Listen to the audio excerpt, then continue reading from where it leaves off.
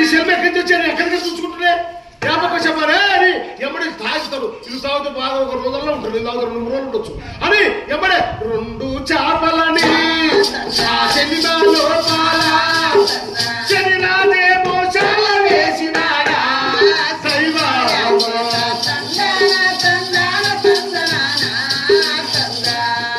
నువ్వు దావు నేను దగ్గర శరీరం పట్టుకోవడం 5 దోషులు నువ్వు దాంట్లో 2 చేపలు వచ్చా ఆ చేపలు వచ్చి ఆ చేపలు మాయా చేపలు శనేశ్వరుడు మాయమంటారు ఆ చేపలు ఉన్న నీళ్ళు మింగే నీళ్ళు మాయమే పెట్టాలి అబ్బా స్వామి మాయమైపోయినాయి అనుకుంటే 2 బామ నీళ్ళు పోతే పోని 2 చేపలు దొరికినాయి మనం ఇవి కాల్చుకొని మనం తిందాము అన్నాడు ఏమి స్వామి ఎలా అంటారు చక్రవర్తివే రాజువే మధుమాంసాలు ఏ చెడు అలవాటు లేని సకల గుణాభిరాముడు రాముడు అంటాం కదా అంతకంటే ముందు రాముడు త్రేతాయుగం కృష్ణుడు ద్వాపరయుగం ఈ 2 యుగాల కంటే ముందరనే ఆ చక్రవర్తి కృతయుగం త్రేతాయుగం ద్వాపరయుగం కలియుగం 4 యుగాల్లో తొలియుగము కృతయుగం దేవతలు మనసులు మాట్లాడుకునే యుగం అది అబ్బా శాపం తింటామని రాజు వద్దు తినకూడదు పాపం సామి మన ప్రాణం మీదకి వచ్చినాక పాపం అంటే ఎట్లా బాబా తినాల్సిందే వద్దు స్వామి చేపలు చూసే చాలా ముందుకు ఉన్నాయి తినవద్దని ఆయమంటుంది తినకుండా మనం చచ్చిపోతాం ఒక రోజు 2 కడుపు గాలి నాలుగు విక్కపోయి పేర్లు మాడిపోతున్నాయి కదా బాబా ఎట్లా అన్నాడు నల చక్రవర్తి అలా సంహారం పడింది భార్యాభర్తలకు చూసి అప్పుడు సత్యవంతునివే రాజా సత్యం కదా నాకు పరిస్థితి వచ్చింది ఈ గతి వచ్చిందంటే అలాగూ ధర్మాన్ని నువ్వు కాపాడు ధర్మం ఎప్పుడుసారి నువ్వు కాపాడుతుంది కష్టం వచ్చినప్పుడు కష్టమని ఏడుస్తావు బాధ సంతోషమైనప్పుడు సంతోషపడతావా ఇన్ని సంవత్సరాలు ఇన్ని యుగాలు రాజ్యం వెళ్తున్నావు కష్టం వచ్చింది ఎంత కష్టమైనా పడాలా మళ్ళీ కష్టం వెనక సుఖం ఉంటుంది ఈ కష్టాన్ని మనకు బాధ కలిగినప్పుడు ఒక కష్టం వచ్చినప్పుడు ఆపద వచ్చినప్పుడు ఆ దేవుడు మనం పరీక్ష పెడతాడు శరీర రూపంలో ఏదో ఒక రూపంలో పెట్టాడు ఆ విష్ణుదేవుడు ఆ త్రిమూర్తులు కష్టం వచ్చిందే అని బంధువులు మిత్రులు అన్నదమ్ములు దాయాదులు ఎవ్వరు కూడా కష్టాన్ని భారాన్ని బాధను భరాయించారు మన బాధను మనమే భరాయించాలి ఈ బాధ నుంచి ఎలా బయటపడాలని ఆలోచన చేయాలి కానీ స్వామి ఎట్లా స్వామి కష్టం వస్తే బాధపడతావా సరే బాబాయ్ శాపలు కాసుకొని తిందామన్నాడు వద్దు కాదని లోపలే రాజే చెడిరాజు కళ్ళ చూసినాడా రాజు చెడు వాయపై 2 శాపలు ఏదైనా కాసుకొని తిన్నారనుకో ఒక 1 వారం రోజులు వస్తుంది ఇళ్ళకే 2-3 రోజులు బాగుంటారు ఇలా శాపలు తిన్నారనుకో నేనెప్పుడు కష్టపెడతా నేనెట్టు ఎలా పడతా వాళ్ళని అని ఆ శనేశ్వరుడు మాయా గద్దాని చాలా పంపినాడా 2 చేపలు ఎత్తగా పోయాడా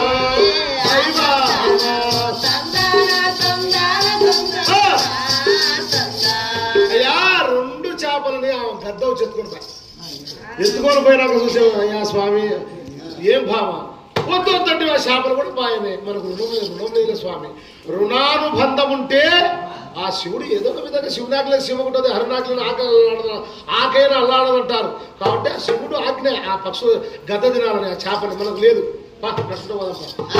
నీళ్లు తాగిన ఆసనం ఉంది వాళ్ళకు మంచి నీళ్లు తాగిన 2-3 షార్లో ఆసనం ఉంది కడుపులో మాలాంటి ప్రాచీన బుర్రకథ ఇది కథ లెక్క వింటేనే సొంపుగా ఉంటుంది అందంగా ఉంటుంది దీంట్లో రకరకాల వేరే టైప్ చెప్పాలంటే మనం చెప్పలేము ఏమంటే అవకాశం ఇప్పించిన మా రమణారావు చాలా మా కళాకారులకు ధన్యవాదాలు ఈ కథను మాకు ఈ ప్రోగ్రాం ఇప్పించేందుకు కమిటీ వాళ్ళకు దేవస్థాన కమిటీ వాళ్ళకు కూడా మా కళాకారుల తరఫున కళాభివందనములు ధన్యవాదాలు తెలియజేసుకుంటున్నాను కాబట్టి ఈ చరిత్ర కాబట్టి ఇది కథ లెక్కనే వినండి దీంట్లో డ్యాన్సులు ఎగిరేటివి లాంటివి ఉండవు అలా ఆ విధంగా ఆ రాజు నలుడు చూసి బాబాగా పోదామా కొద్ది ఆమెకు బాగా కొద్ది సత్తు వచ్చింది ఇల్లు తాగింది కదా అని నలుడు దమయంత్రి చేయి వాళ్ళు పట్టుకొని అడవి లోపల కదలి వస్తారమ్మా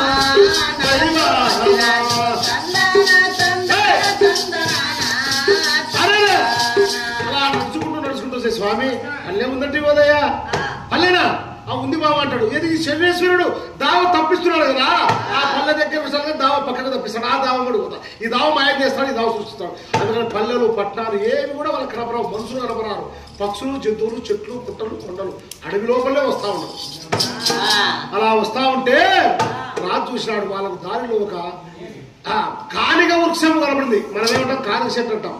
ఆ కానిగ వృక్షము ఆ కృతయుగంలో పుట్టిందట కాని వృక్షం. ఆ వృక్షం చూసినాడు భామ. ఆడ కానిగ వృక్షం చూడు మనం పోయే దావలో అవు స్వామి ఉంటే ఆ కానిగ ఫలములు ఇప్పుడు తినరు. ఎందుకు తినరు? ఎందుకు తినరో చరిత్ర కూడా చెప్తాం. ఆ కానిగ ఫలములు మేము అడవి మార్గం పోయినప్పుడు పొలాల ఎక్కడికన్నా వనభోజనాలు పోయినప్పుడు మా సైనికులు మా మంత్రులంతా కానిగ పనులు బాగా ఇష్టంగా తింటుండ్రి. నాకు ఎప్పుడైనా ఒకటో రెండో తీసుకొస్తే నేను తినకుంటే కానీ చాలా తీయగా ఉంటాయట ఆ పనులు. ఇంటి మీద పెట్టుకుంటే అంత సుందరంగా ఉంటాయట ఆ పనులు తిందాం భావ అన్నాడు. సరే స్వామి కోసుకరా అని చెట్టు కాడికి వచ్చేసి ఆమె కింద కూర్చోయింది. రాజు నలచక్రవర్తి ఏ విధంగా ఆ కానిగ ఫలాలు పోస్తున్నాడంటే రాజే నలరాజు నలభూపతి రాజు కట్టిన పంచైనా కాశ పోసినాడా కానిగ వృక్షము చాలా ఎక్కినాడు నలభూపతి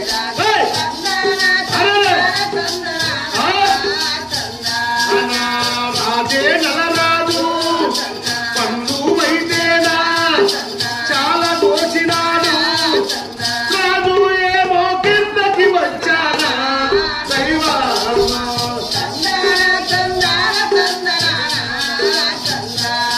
అయ్యా బాగా కట్టిన పంచ కాశ పోస్తున్నాడు. బాగా ఒక పైకెక్కినాడు చెట్టెక్కినాడు. చెట్టు మొదలకు కొని ఆ చేయికి అందిన కాడికన్ని పన్నుని బాగా దండి పోసుకున్నాడు. పోసుకొని కిందికి వచ్చాడు. భామ దమయంత్రి ఏమయ్యా దా అని ఆ పండ్లన్నీ కింద పోసుకొని ఇద్దరు ఊకున్నారు భార్య భర్తలు. స్వామి బామ తిను బామ ఆకలి అయినట్టున్నావు చాలా బాధతో ఉండవు నిరసన ఉండవు నడసలేకపోతున్నావు తిను అన్నాడు. ఎప్పుడైనా భర్త తిన్నాకనే భార్య సతి గొప్పని వాళ్ళ బతికేలా పతి గొప్పని వాడు సతికేలా స్వామి అని అనింది ఆమె. ఎవరు? ఆ పతివ్రత ఇల్లాము. సరేలే భావ నువ్వు వినవు కదని ఆ రాజు ఏ విధంగా కానిగ పొలం చుట్టున్నాడంటే రాజే నలరాజు నలభూపతి రాజు కానిగ ఫలమైన చాలా తీసినాడా ముని పంటనే రాజు దొరికినాడా నలభూపతి రాజు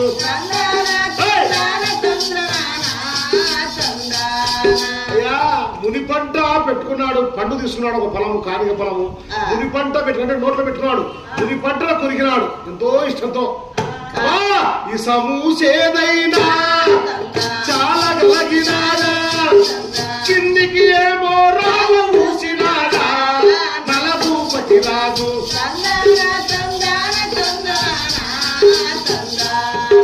నోట్లో పెట్టుకొని కొట్టు కొరికితే విషం సేద బుడకాయ దోసకాయ కూర్చుంటే చేతిలో కూర్చోమో అక్కడ కూసినాడు. యాపకాయ చేతికి విషంలో సేదైంది. ఏం సార్ అట్లా వస్తుంది ఏం భావం ఇది విషము సేదు మళ్ళీ రుచుకుంటుంటవి చాలా అమృతాలకు ఉంటుందంటే ఓ స్వామి అంటే అవు భామ నేను ఎప్పుడు లే. ఇప్పుడు చూస్తే కానీ మన టైం బాగాలేదు కదా మన పరిస్థితి బాగాలేదు కదా కాబట్టి ఏదైనా తాడైనా పామే మనిషికి ఆ శని పట్టినప్పుడు తాడు కూడా పామే కట్టదంట. అంటే తాడు చూసినా భయపడతాం అలాగా ఈ ఫలంలో కూడా మన మీద కక్ష కట్టినాయి కదా భామ. చా ఇంత కష్టంలో ఎంతో ఇష్టంతో నోట్లో పెట్టుకొని నేను పండును తిందామని చూస్తే ఇష్టమైన కాబట్టి రాబోయే త్రేతాయుగం ద్వాపర కలియుగం వరకు కలియుగములోనే కాకులు కూడా చాలా ఉంటావయ్యా ఈ ఫలమూలాలు.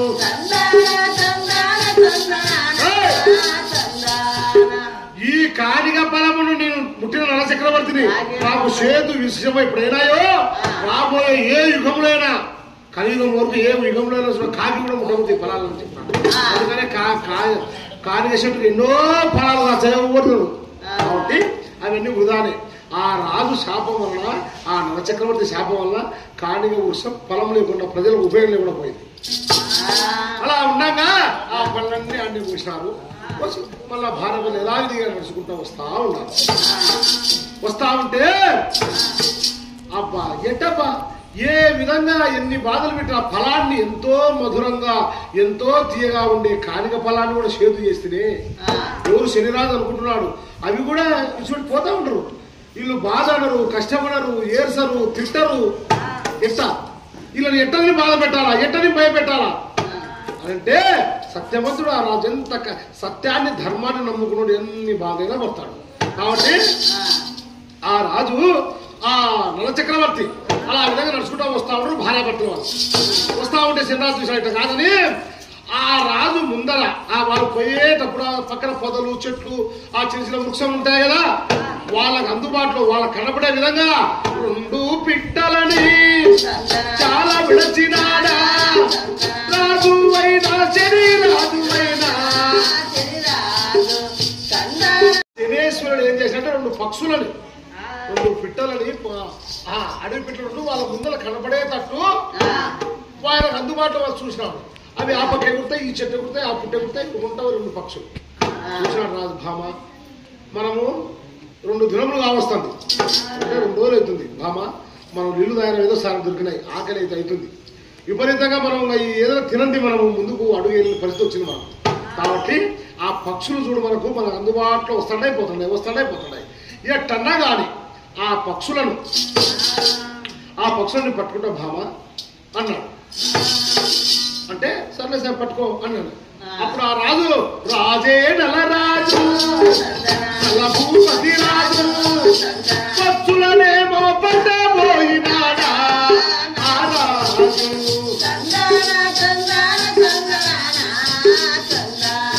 అయ్యా పక్షులు పట్టి దొరుకుతా ఎవడు శనేశ్వరుడు పంపిస్తున్న మాయా పక్షులు అవి ఆడ ఎగురుతాయి దొరుకుతాయి, ఆడ పోతే అట్ట పోతా ఉన్నాయి. రాజు చూసినాడు ఎవరికైనా ఆకలి బాధ ఎటువంటిదంటే ఆకలి కోసం యుద్ధాలు జరిగినాయి, 2వ ప్రపంచం జరిగింది ఆకలి కోసం, ఎన్నో యుద్ధాలు ఎన్నో చరిత్ర ఆకలికి. కాబట్టి విపరీతమైన కోపం బాధ వచ్చింది రాజు. పోతా ఎంత జాగ్రత్తగా దొరకకుండా ఈ పక్షులు అని ఎట్ట భావ అన్నాడు. స్వామి ఎట్ట అని ఆ పొదల మీద వాళ్ళ 2 పక్షులు అంటే దావలో ఈ పక్క దావలో ఆమె నిలబడింది దమయంతి, పొద పక్కకుంది, ఆ పొద మీద నిలబడినాయి.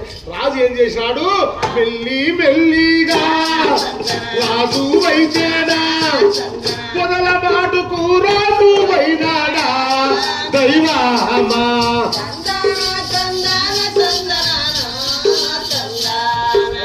పొదల మాట పోయినాడు, ఆయన కట్టుకున్న పంచ ఉంది కదా, ఏక వస్త్రమే పంచ తప్పితే ఆయన ఒంటి మీద ఏం లేదు.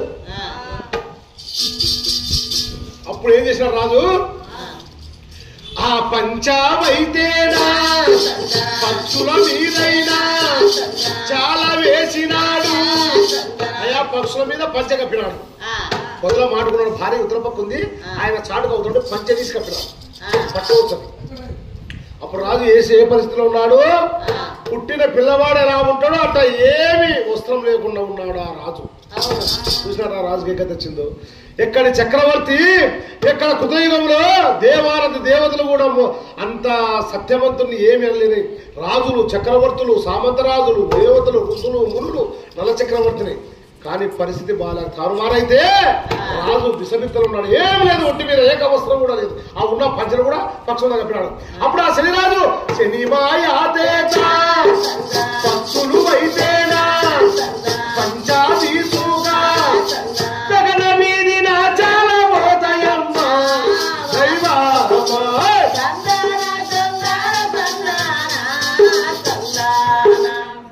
ఆ శనిరాజు మాయ చేత పక్షుల మీద పంచగప్పి పక్షులు పోయినాడా.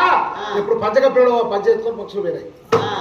అప్పుడు శనేశ్వరుడు చూసాడా, ఇంకా ఈ స్థితిలో పెట్టా, ఇంకా ఈ టెలగాని ఈ రాజు ఇంకా తగ్గుతాడు. ఏమిరా శని నీ బాధ అంటే నువ్వు ధమయం తీసిపెట్టుకో నాకు అని అప్పుడు అడుగుతా అని అనుకున్నాడు.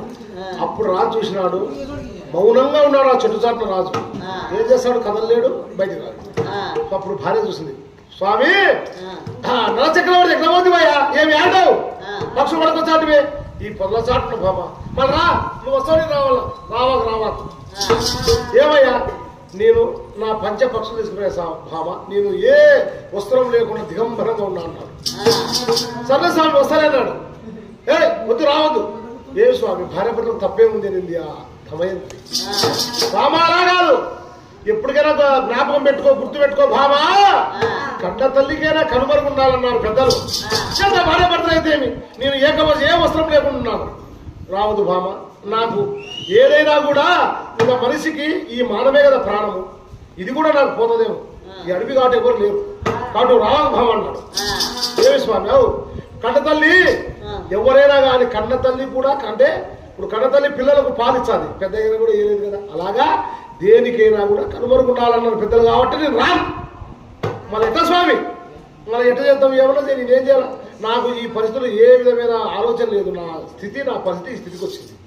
సరే భామ, అందుకనే ఎవరు ఎప్పటికైనా గుర్తుపెట్టుకోవాలా, ఎవరైనా సచ్చేంత వరకు తల్లిదండ్రి కొన్ని రోజులే ఉంటారు, కొడుకులు కొన్ని రోజులే, బిడ్డలు పిల్లలు పాపలు ఆస్తి పాస్తి భార్యాభర్తనే కలకాలం సచ్చేంత వరకు తోడుండేది. ఇప్పుడంటే మందిరం పోతున్నాయి ఎందుకో అది ఏదో విషయము. కాబట్టి భార్యాభర్తలే భార్యకు భర్త తోడు, భర్తకు భార్య తోడు అని ఈ కాలము 6 మూర్ల చీర కడతారు, ఆ కాలము 14 మూర్ల చీర. స్వామి సగము వస్త్రము భర్తకు ఇచ్చారా, సగము వస్త్రము ఆమె కప్పుకొని రాజు ఏ మోడల చక్రవర్తి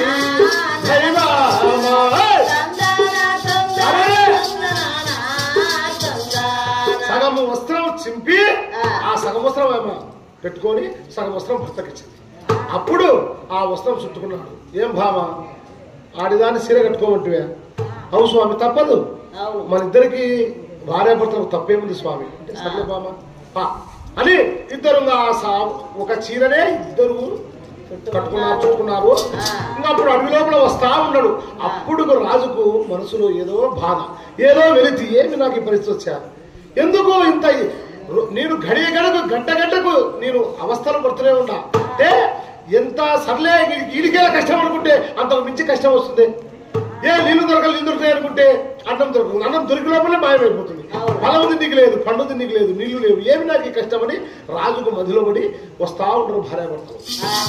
అలా వస్తా ఉంటే సరే చూసాడు, ఓరయ్యా నీ ఉండమయ్యా, ఎంత బాధలు పెట్టినా ఎన్ని కష్టాలు పెట్టినా ఏమి సరే మనం ఏమంటాం, ఏదన్నా బాధ కలిగితే శని పట్టిందా మనకి బండ బూతులు తిడతాం, అవి చెప్పకూడదు బూతులు.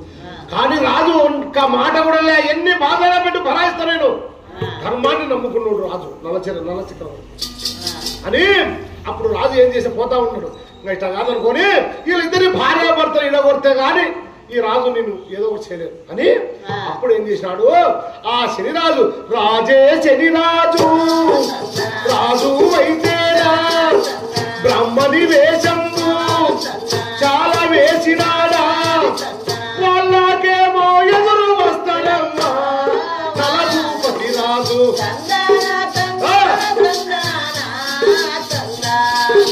ఎదురొక్కి వస్తా ఉన్నాడు.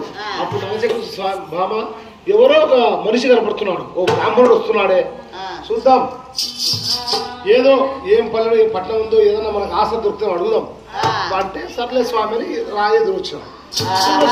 కొద్దిగా దూరం ఉంది ధమయంత్రి, ఏమయ్యా రాజా ఏ పట్టం ఏ పల్లె అన్ని తెలుసు ఆ శనిరాజుకు అని బ్రాహ్మణుడు ఉన్నాడు, అడుగుతున్నాడు ఏ పల్లె ఏ పట్టణం రాజా, ఎక్కడి నుంచి వచ్చినావు ఈ అరుణ్యమోయి, బగళ రాజ్యాలు బ్రహ్మ రాజ్యాలు సింహ రాజ్యాలు యాగ్రా పుల్లు నరజాతి సంచరించని స్థావిది, ఇంత ఘోరగాండ పోతున్నావి ఆ ఆడబిడ్డను ఇంట పెట్టుకుని, ఏమయ్యా అంటే నేను ఒకప్పుడు చక్రవర్తిని నల చక్రవర్తిని, నేను నాకు ఏదో నా పరిస్థితి బాగాలేకను నా రాత కొద్దు నా రాత పొలము నేను అన్ని కోరుకున్నా, జూదములో దాయాతో జూదమాడి, కాబట్టి సప్త వ్యసనాలలో జూదము మొదటిది. ఏ వ్యసనమైనా ఉండొచ్చు, శ్రీ వ్యామోహము, ఒక మందు తాగడము, ఒక బీడి ఋషులు, ఎన్ని వ్యసనాలైనా కానీ జూదం అనేది సర్వాన్ని మోదముతా. జూదం ఏదోటి యాదొక టైంలో ఆప్తం కానీ జూదాన్ని ఆపలేము. కాబట్టి అలాంటి జూదం ఆడగాని అన్ని తెలిసిన రాజుని ఆడి సమస్త రాజ్యం పోదేంకొని ఇప్పుడు భార్యను తోలుకొని అడవి మార్గంలో పోతున్నానయ్యా. ఇంత చక్రవర్తివే నలుడివే నువ్వు, నీకు మాట చెప్పున్నా కాదయ్యా, ఎక్కడికన్నా పోతావే, ఇప్పుడు పరిస్థితి బాగాలేక నువ్వు ఎక్కడికో పోతున్నావు, తీర్థయాత్రలకు పోతావు, క్షేత్రాలకు పోతావు, ఏరే బర్రాజుల దగ్గర పోతావు, యానికి పోతావు, పోయేటో నువ్వు ఒక్కడికి పోకుండా పిల్లిని సగలు పెట్టినట్టు ఆడోళ్ళమ్మడి ఎమ్మడి పెట్టుకుంటే పైనది. ఇప్పుడు మనము మగవాళ్ళము యాడికైనా పోయినామనుకో, పురుషులము ఎక్కడైనా పోతే యాడైనా వండుకుంటాం, ఏ దొరికితే తింటాం, ఎక్కడో ఉంటాం, మనకు ఏదైనా బరాయిస్తాం. ఈ స్త్రీలను ఎమ్మడి పెట్టుకొని పోతే ఎట్టా, కాబట్టి ఆమెను విడిచిపెట్టి నువ్వు ఒక్కని పోతే ఆమెను వదిలించుకుంటే చూడు, ఆమె రాకముందుకు ఎలా ఉండవు, నీకేమైనా కష్టాలు ఉన్నాయా?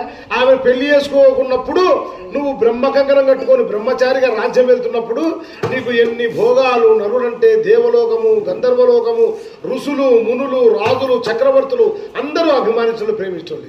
ఎప్పుడు ఆమెను పెళ్లి చేసుకున్నావు నీ బాధలు ఆమెను విసిపెట్టు అను. సరే, మన రాజుకు తెలియదా? రాజు ధర్మం తెలియదా? మనం ఎందుకు వింటున్నామంటే మనకు కష్టం వచ్చినప్పుడు, మనకు శని పట్టినప్పుడు ఎవరి మాట వింటాం కాబట్టి అప్పుడు అని చెప్పినాడు. సరే రాజా, సరేలేయా అనుకుంటే సరే నేను పోతాను, ముందు పోయి మాయమైపోయినాడు ఆయన. ఈయనకు మనసులో పడింది రాజు. చూసినాడు, అవును నిజమే, ఈ దమయంత్రి చేసుకోక ముందుకు నేను పెళ్లి చేసుకోకున్నప్పుడు ఎంత సుఖభోగాలు అనుభవించినా, ఎంత రాజ్యం పాలించినా, ఎట్లా ఉంటే నేను అని ఒక మనసులో పడింది ఆయన వేదన రాజుకు. అలా పడతా వస్తా అప్పుడు ఆయన ముందు వస్తాడు, ఆమె ఎన్నికలు వస్తుంది. రాజా నల్ల రాజా, నల్ల భూపతి రాజా, నడవలేను నేను నడవలేను రాజా, ఓ రాజా.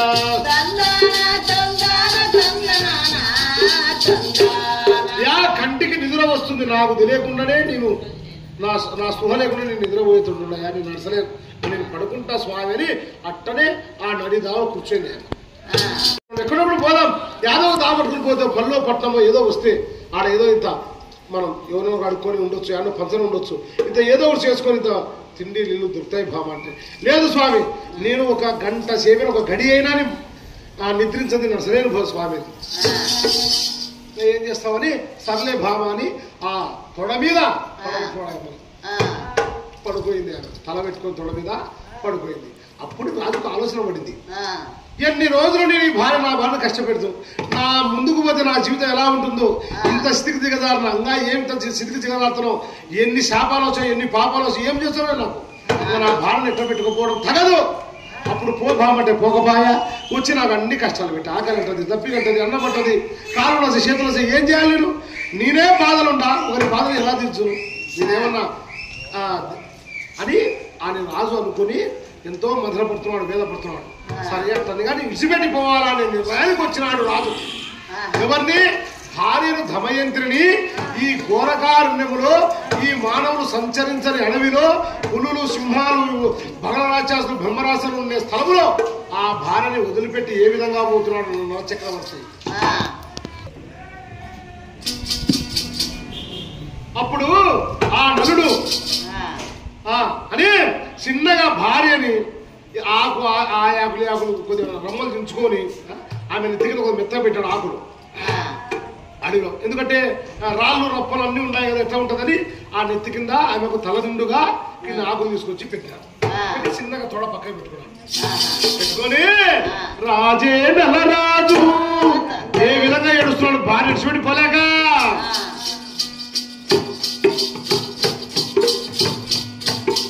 భామర దమయంత్రి కుమ్మర దమయంత్రి నిన్ను విడచి నిన్ను వెళ్ళిపోద భామ దమయంత్రిలో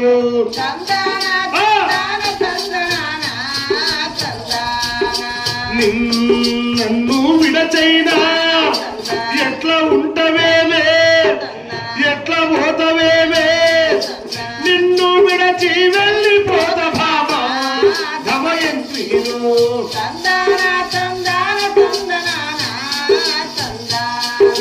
చెప్పిన మాటలు వినకపోతివేమే, నీ తల్లిదండ్రి వెమ్మడి పోయింటే ఇంత బాధలు నీకు రావు భామ దమయంతిలో.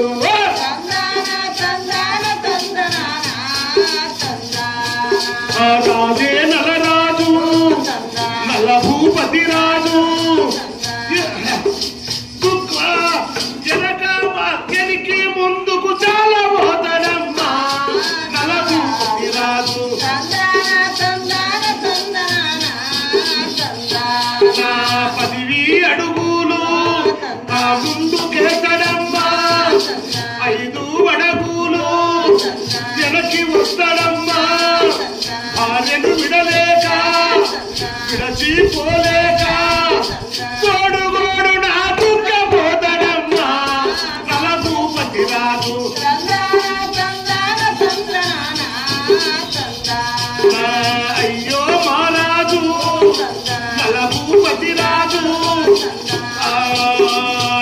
దేశము విడిచానా రాజ్యము విడిచానా బంధులు చుట్టాలు ఎవరు లేరు దేవా పిల్లల విడిచానా భార్యను కూడా విడిచిపోతాడమ్మా కలభూపతి రాజు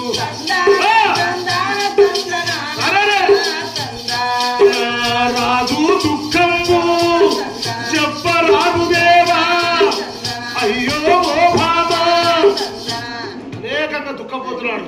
బామా నేను చెప్పినట్టు వినకపోతే ఆ రోజు మీ తండ్రిని పిలిచినప్పుడు మీ అమ్మ మీ నాయనమ్మని పిల్లలు పంపిస్తేవి నువ్వు పోయింటే నాకు ఈ బాధ ఉండకపోవు కదా.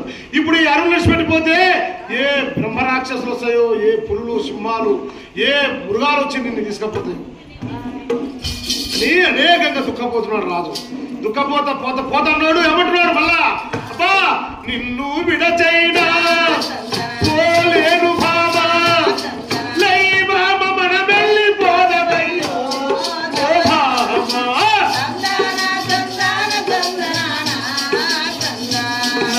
మళ్ళా ఏమంటున్నాడు లే బాబా పోదామంటున్నాడు. వస్తుంది ఎప్పుడు ఆమె స్వామి నా ఒళ్ళంతా అలసిపోయినా నాకు ఇంకా శాతకాల నాకంత నిద్ర వస్తుందంటే మనకు తెలియకుండానే మనకు గాఢ నిద్ర వస్తే మన ఒళ్ళు మైమరిచిపోతుంది అని ఆమె ఎప్పుడు నిద్రపోయిందో ఆ శనిమాయ చేతంగా ఆమె మీద బడలు వచ్చి పడాలు వేస్తట్లేదు. ఆయన ఏడుపు ఆయన బాధ ఆయన మాట ఆమె వినపడతా ఆమె ఘోరంగా నిద్రపోతుంది. ఇంకా రాదు అని అని అని పోలేక రాలేక ఎనికి ముందుకు తిరుగుతా తిరుగుతా రాజు రాజు అయితేనా చుట్టలు చాటుగా పొదలా చాటుగా చెట్ల చాటుగా సమయం తిరిచి ముందుకు పోయాడా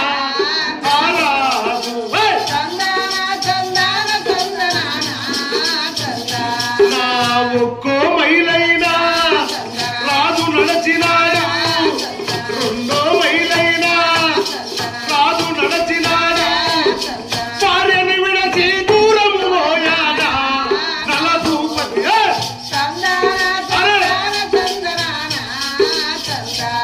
అయ్యా ఇంకా ఎనికి ముందుకు తిరుగుతా ఎమ్మెల్యేలే పులకల పలకలు లేచి తోకపోనేమో అనేకంగా బాధపడుతూ ఏడుస్తూ ఏడుస్తూ దూరమై దూరమై ఆమె దూరమయ్యే కొద్దీ ఆమెకు నిద్ర గాఢ నిద్ర ఉంది.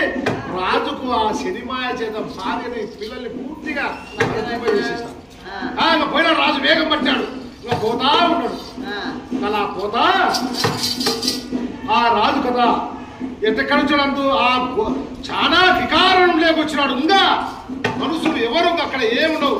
కఠోరక పాములు విషనాగులు బ్రహ్మరాక్షసులు సింహాలు ఏ పులులు ఇలా మనిషి జంతువులు వేటాడుకునే ప్రదేశాల్లోకి వచ్చాడు రాజు. అప్పుడు ఆ రాజుకు దావలో పోతా ఉంటే రాజుకు ఒక దృశ్యం కనపడింది. ఈ కథలో చాలా చాలా ముఖ్యమైన ఇది సన్నివేశం. అప్పుడు ఆ రాజు ఒక పాము చూసినాడు. ఆ పాము అంటే ఆయన ఏమనుకున్నాడు సాదాసీద అడవిలో పాములు ఉంటాయి, జెర్రిపోతులు ఉంటాయి, పింజర్లు ఉంటాయి, ఎన్నో రకాల పాములు రకరకాల పాములు ఉంటాయి. అది ఒక సాధారణ పాము అనుకున్నాడు. కానీ ఆ పామే ఆయన జీవితాన్ని నాశనం చెప్తున్నా రాజుకు తెలియదు కదా. ఆ పామే కర్కోట సర్పం విషరాగు. ఎన్ని పాములు గడిచినా ఒక్క క్షణాన ఒక రోజుకో 2 రోజులకో 3 రోజులకో నెలకో ఆ విషము వికటించి చచ్చిపోతారేమో. ఈ పాము గడుస్తే రెప్పపాటు అర నిమిషం కూడా అర సెకండ్ కూడా ఉండదు అనమాట, ప్రాణం పోతుంది. అలాంటి విషరాకు కర్కోట విషం అది. ఆ పాము పేరు కర్కోట కూడా అంటారు. ఆ పాము రాజు నలచక్రవర్తి ఆ దాని వస్తున్నాడు కదా, ఆ దాన్ని వస్తున్నాడు కదా. ఆ శనిమాయ చేత పాము చుట్టైనా అగ్నివైతేనా చాలా వచ్చినది. పాము ఏమో చుక్కకపోయానా దైవా.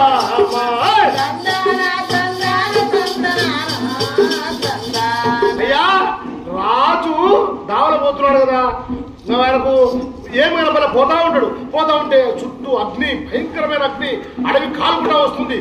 నడవ ఆ పాము. అప్పుడు ఆ పాము ఏమని పిలుస్తుంది? ఆ పాము మీద రాజుకు ఏం తెలుస్తుంది? రాజుకు రాజా ఓ రాజా నన్ను వైతేరా కాపాడవయ్యా, అగ్గి లోపల చిక్కుకున్న నేను దైవా.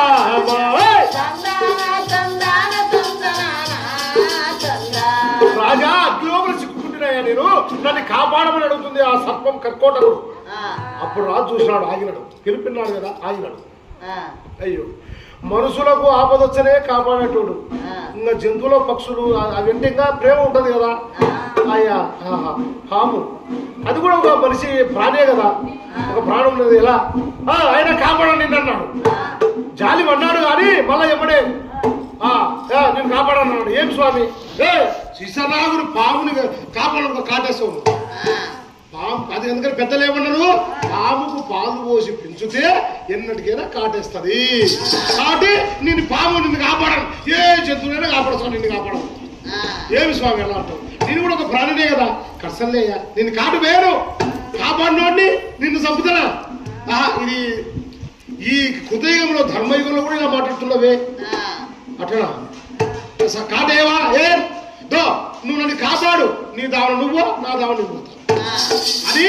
చూసినావా, అసలు ఒక మనిషి పని జరగాలంటే నయాన్నో భయాన్నో మిల్లిగనో పని తర్వాత వాళ్ళకు నచ్చినప్పుడు ఆ మనిషి తీసి ఎన్నో దూరం. కాబట్టి ఆ పాము ఎంత నయంగా, ఎంత సున్నితంగా, ఎంత లాలింపుగా రాజును అడుగుతుంది. రాజుకి ఎంత మర్చిపోయాడు, భార్య ఎంత మర్చిపోయాడు, రాజుకి ఏం గుర్తులేదు, పోతా ఉంటాడు అడవిలో. అప్పుడు అన్నప్పుడు సరే ఇంత చెప్తున్నావు, కాటు వేరంటున్నావు, కాపాడతలే అని ఏదో విధంగా రాజు రాజే నలరాజు నలభూపతి రాజు అగ్గిలో బాబునేమో పక్కకు తెచ్చాడా నలభూపతి రాజు. అయ్యా నలభూపతి రాజు పాముని పక్కకు తీసుకొచ్చినాడు ఏదో విధంగా. అప్పుడు తీసుకొచ్చినాక రాజా మన కాటేసిన వింటమేస్తాం, సహాయం చేయడానికి ఎలా చేస్తాం అని.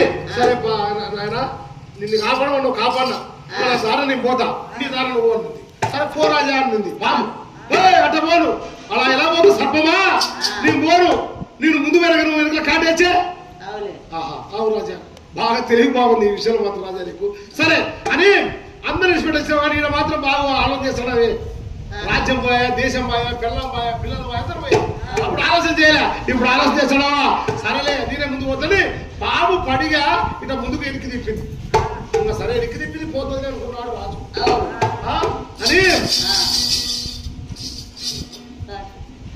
అని ఆ రాజు ఇంకా సరే పాము పోయింది కదా రాజు రాజే నల్లరాజు నల్లభూపతి రాజు ముందుకు ఏమో వడుగు వేసినాడా నల్లభూపతి